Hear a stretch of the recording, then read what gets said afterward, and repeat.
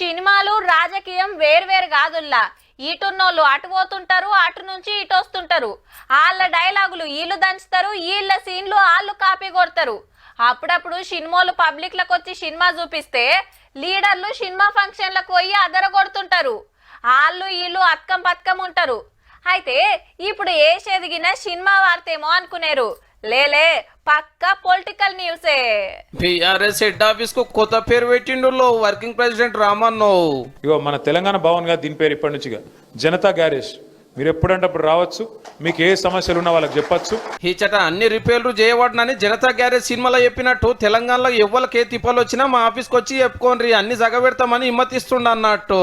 ఇంతకి ఇప్పుడు వచ్చి కలిసింది ఎవరంటే RRR కు భూములు ఇచ్చిన వాళ్ళు. అప్పట్లో న్యాయం అడిగినందుకు రైతులకు సంఖ్యలు వేసిన వాళ్ళే ఇలా మాకు మీ తిప్పలు చెప్పుండ్రి తీరుస్తామనుడే సూపర్ పో. మరిగా ఎవరెవరు వచ్చి ఏమేం చెప్పుకుంటారో గానీ నా గోస ఇంటలేరని మాట్లాడినందుకు చెల్లెనే గులాబీ గ్యారేజ్లకు వెళ్ళి బయటికి పంపిండ్రు కదనే. మీ చేతుల పని ఇంటి ఆడబిడ్డ కష్టమే తీర్చకపోతే ఇక సర్కారులు ఇవ్వాల్సిన పనులు మీరెట్లా చేస్తారన్నా? ఓనరే గ్యారేజ్ కు వస్తలేడు, అసెంబ్లీ గల్మ దొక్కలేడు, గెలిపించిన గజ్వెల్లి అగుపడతలేడు. 10 ఏళ్ళేలి పరాకతిగా ఫామ్ హౌస్ ఉన్నాడు. అంతా ఆగమాగం అయినందుకు కాళేశ్వరం కేసు, కార్ రేసింగ్ కేసులతోటి మీరే కోట్ల చుట్టూ తిరగబడతారే. సరే, ఇలా కత్తి వాళ్ళ చేతులు ఉన్నది, యుద్ధం ఏమో మమ్మల్ని చేయమంటారు మీరు. కానీ 10 ఏళ్ళు కత్తి మీ చేతిలో పెడితే మీరు చేసిన యుద్ధాలు, ఆ యుద్ధాలతోటి దాకిన దెబ్బలకు వశపడకనే గుంజుకొని ఇంకోళ్ళ చేతికి ఇచ్చిరట సారు. గల్ల పవర్ అనే కత్తి మీ చేతుల్లో ఉంటే గ్యారేజ్ ఎందుకు పెడతారు? పబ్లిక్ వచ్చి కలిసే ఛాన్స్ ఎందుకు ఇద్దరు? గమ్మతి ముచ్చట కాకుంటే